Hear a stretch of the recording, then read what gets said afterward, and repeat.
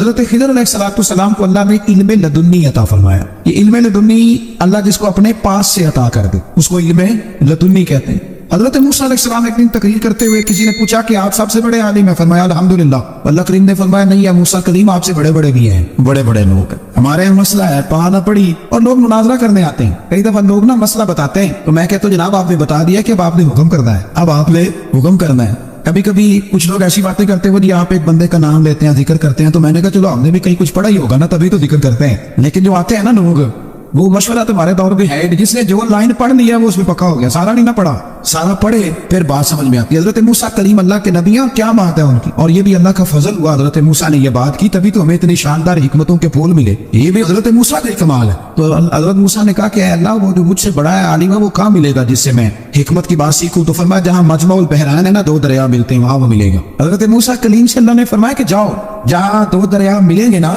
वहां तुम्हें वो शख्स मिलेगा।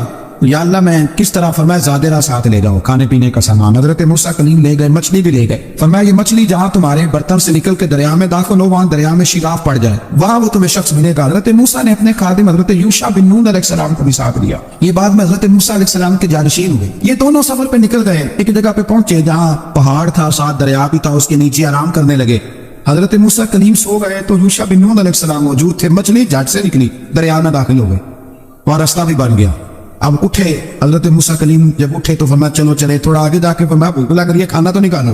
उन्हें याद आया, कहने लगे तो मछली तो दरिया में चली गई थी। फरमाया तूने बताया नहीं, वही तो हमारी मंजिल थी जहाँ मछली दरिया में गई। फिर वहां से वापस आए कदमों के निशानों पे, वहां पहुंचे जहाँ मछली गई थी, तो वहां एक शख्स लेटा हुआ था चादर लेके। आपने सलाम ली तो उन्होंने कहा वालेकुम अस्सलाम या मूसा कलीमुल्लाह। तो आपने फरमाया आप कौन है? फरमाया मैं वही हूँ जिसको आप तलाश कर रहे हैं। तो फरमाया आपने मुझे कैसे पहचाना? फरमाया जिस रब ने तुम्हें भेजा है ना उसने ही मुझे बताया है कि मूसा आ रहे हैं, मूसा आ रहे हैं। अब हजरत खिज़र ने जो कुछ फरमाया वो बड़ा शानदार है। फरमाया मूसा कुछ बातें ऐसी हैं जिनका आपको इल्म है और मुझे नहीं, और कुछ ऐसी हैं जिनका मुझे इल्म है और आप। अल्लाह अकबर, ये कभी हमारी समझ में बात आ जाए, ये कभी समझ में आ जाए। कुछ बातें ऐसी हैं जिसका मुझे इल्म है और ये बड़े बड़े सियाने बंदे नहीं मानते, बड़े बड़े मैं आलिम हूँ जी। तो आप आलिम हैं मियाँ एक शोबे के, लेकिन बहुत सारी दुनिया में शोबे हैं ना, दीन के आलिम का दर्जा सबसे बड़ा है। लेकिन कानूनी मुशावरत करनी है तो आप वकील से करेंगे, गाड़ी के बारे में पूछना है तो किसी मैकेनिक से पूछें, लेकिन आप बन के ना बैठ जाएं। फरमाया जिसका आपको इल्म है मुझे नहीं, जिसका मुझे इल्म है वैसे आपको नहीं। तो कहा मैं फिर आपके साथ रहना चाहता हूँ और मैं वो सीखना चाहता हूँ जो आप बता रहे हैं। हजरत खिज़र फरमाने लगे सब्र कर लेंगे मेरे साथ, ये सबसे मुश्किल काम है, ये सबसे, यानी हर बात की तो यहाँ लोगों को वजाहत चाहिए। खांसे भी तो आपको बताना पड़ेगा खांसे क्यों, हंसे भी तो आपको बताना पड़ेगा हंसे क्यों। भाई बुजुर्ग हैं, बुजुर्गों की बातों में हिकमतें होती हैं, लेकिन हम हिकमत की तरफ जाने को तैयार नहीं होते। हमें तो फौरी तौर पर जवाब चाहिए, हल चाहिए। हजरत मूसा अलैहिस्सलाम जनाब खिज़र के साथ चले। फरमाया सफर करूंगा, मैं चलता हूँ आपके साथ। दरिया के करीब गए कश्ती में बैठने के लिए, तो कश्ती वालों ने हजरत खिज़र को पहचान लिया, बगैर किराए के सवार कराया, और जब पार उतरने लगे तो हजरत खिज़र ने कश्ती का एक तख्ता ही तोड़ दिया। हजरत मूसा कहने लगे ये आपने क्या किया? उन्होंने नेकी की, आपने तख्ता तोड़ दिया। फरमाया आपको कहा था ना आपने सब्र नहीं करना, आपको कहा था ना। फरमाया चलो मैं सब्र करूंगा। थोड़ा आगे गए तो एक नौजवान लड़का, अभी छोटी उम्र है, वो मिला। हजरत सैयदना खिज़र अलैहिस्सलाम ने उसे कत्ल ही कर दिया। फरमाने लगे आपने कत्ल ही कर दिया? एक कुरान मजीद है भाई, मैं कभी कभी सोचता हूँ ये हम किसी दरवेश की बात सुनाते तो बंदे अड़ जाते। फतवे निकलते कि ना निकलते? मेरा ख्याल है हर मस्जिद से निकलते, और फतवे एक एक जितने मस्जिद में नमाजी होते सबके हाथों में फतवे हो। कत्ल कर दिया, कत्ल ही हो गया बंदा। हजरत सैयदना मूसा अलैहिस्सलाम फरमाने लगे आपने कत्ल ही कर दिया। फरमाया मैंने कहा था ना आपने सब्र नहीं करना। आप फरमाने लगे चलो अगर अब मैं बोला ना तो बेशक आप मुझे अलहदा कर दीजिए।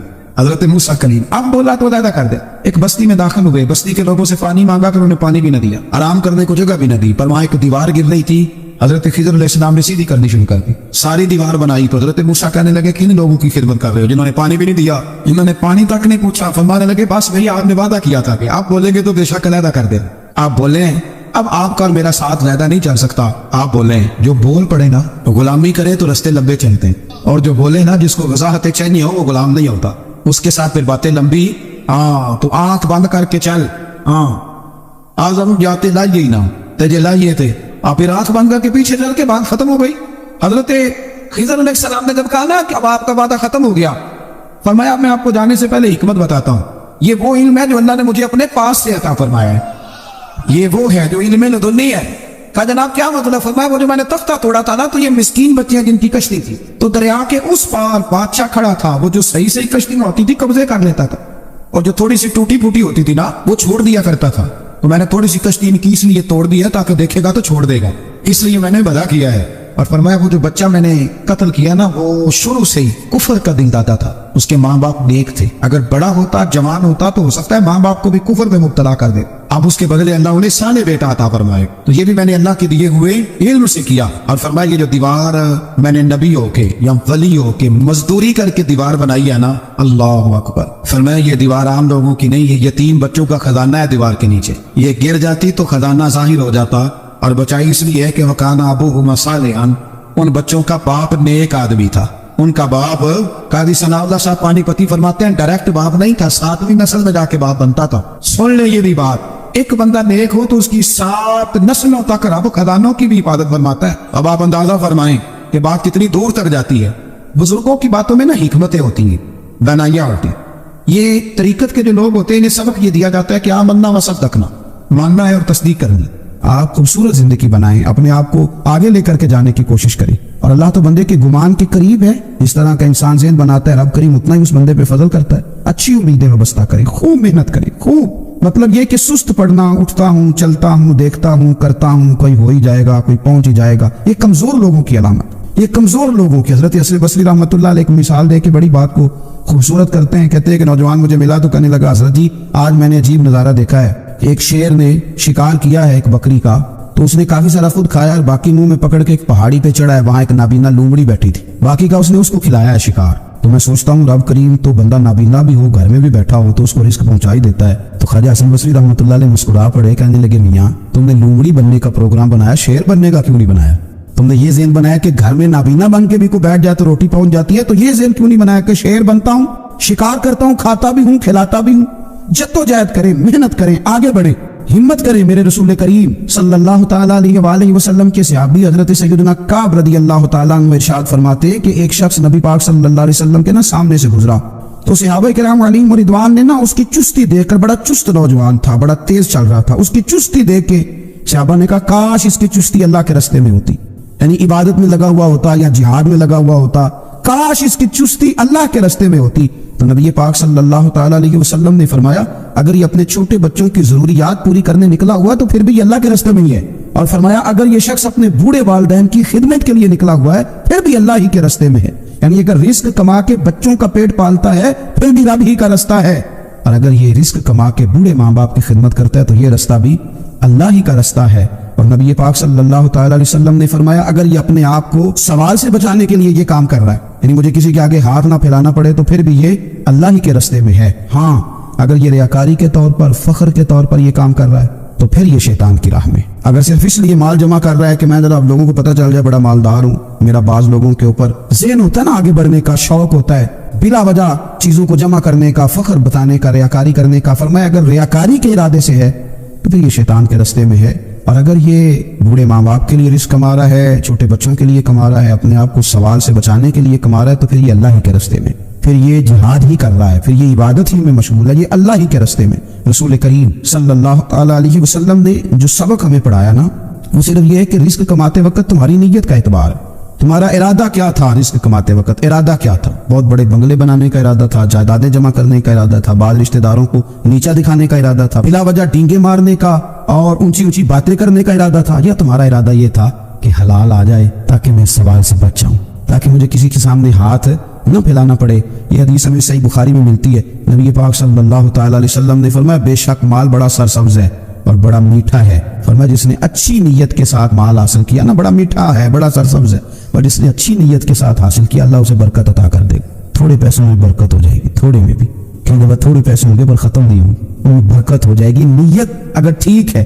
اور حضور صلی اللہ تعالیٰ علیہ وآلہ وسلم نے ارشاد فرمایا اگر کسی نے بری نیت کے ساتھ حاصل کیا تو اس میں برکت نہیں ہوگی، اس کے اندر پھر اس کے لیے وہ خیر نہیں ہوگی جو اچھی نیت پہ ہوتی، اور فرمایا یہ ایسا رزق ہے جسے کھائے گا پر پیٹ نہیں بھرے گا، سیر نہیں ہوگا۔ رزق کس نے کھا لیا ہے؟ چونکہ نیت یہ تھی نا کہ تفاخر کے لیے جمع کرنا، دولت ہونی چاہیے، بنگلہ ہونا چاہیے، لوگوں کو پتہ چلے کہ یہاں بھی ایک سیٹ صاحب ہوتے، تو یہ نیت پر ڈیپینڈ کرتا ہے کہ آپ کا ارادہ رزق کماتے کیا ہے۔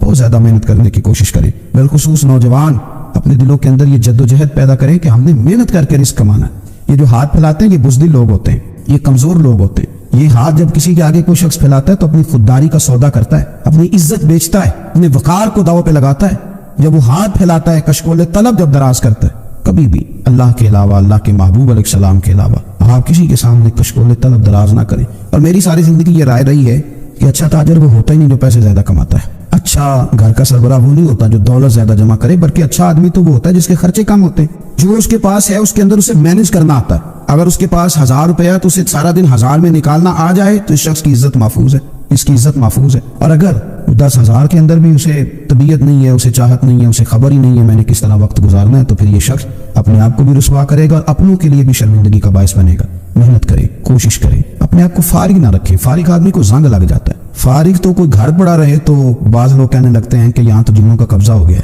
فارغ ذہنوں پر شیطانوں کا قبضہ ہو جاتا ہے۔ کچھ کریں، محنت کریں، جد و جہد کریں، آگے بڑھیں۔ ہمارے بزرگ فرماتے ہیں کہ پانی چل رہا ہو تو وہ پاک ہوتا ہے، اگر کھڑا ہو جائے تو پھر اس کے پاک ہونے کا مسئلہ بدل جاتا ہے۔ چلتے رہیں، حرکت کریں، جد و جہد کریں، آگے بڑھیں، ہمت کریں۔ جو لوگ ہمت کرتے ہیں رب تعالیٰ ان کی مدد کرتا ہے۔ آپ تجارت کریں، حضور صلی اللہ علیہ وسلم نے تجارت فرمائی، نبی پاک صلی اللہ علیہ وسلم نے تجارت فرمائی۔ کتنا بڑا درجہ حضور نے ارشاد فرمایا۔ اللہ کے پیارے محبوب صلی اللہ تعالیٰ علیہ وسلم ارشاد فرمانے لگے، یہ حدیث پاک آپ کو ترمذی میں اور دیگر کتابوں میں ملے گی، فرمایا جو تاجر سچا ہوگا نا، تجارت کرے پر سچ بولے، سودا جو ہے وہی بتائے، سچا جو تاجر ہوگا اسے اللہ تبارک و تعالیٰ قیامت کے دن نبیوں، صدیقوں اور شہیدوں کے ساتھ جگہ عطا فرمائے گا۔ اور اتنا بڑا درجہ، یعنی اسے صدیقین کے ساتھ کھڑا کر دیا، شہداء کے ساتھ، حالانکہ یہ شہید نہیں ہوا، یہ تو دکان کرتا رہا وقت پہ، اللہ نے اسے اپنے انبیاء کے ساتھ جگہ دے دی۔ اس کا مطلب ہے رب صرف مسجد میں نہیں ملتا، دکان پہ بھی مل جاتا ہے۔ شرط یہ ہے کہ دیانتداری کے ساتھ تجارت کی جائے، دیانتداری کے ساتھ۔ ایک تو یہ کہ یہ کام کرے، پھر یہ کہ بہت سارے صحابہ کھیتی باڑی کرتے تھے، بہت سارے صحابہ، اور حضور صلی اللہ تعالی علیہ وسلم نے فرمایا اگر تم نے کوئی درخت لگایا، پودا لگایا، تو جو بھی جاندار اس سے نفع حاصل کرے گا اللہ تمہیں۔ جی السلام علیکم ورحمۃ اللہ وبرکاتہ۔ ہمارے چینل نور وے 92 پر پیر اجمل اظہار قادری صاحب کے بیانات موجود ہیں۔ اگر آپ مزید بیانات سننا چاہتے ہیں تو ہمارے چینل کو سبسکرائب کریں۔ بہت شکریہ جی، اللہ حافظ۔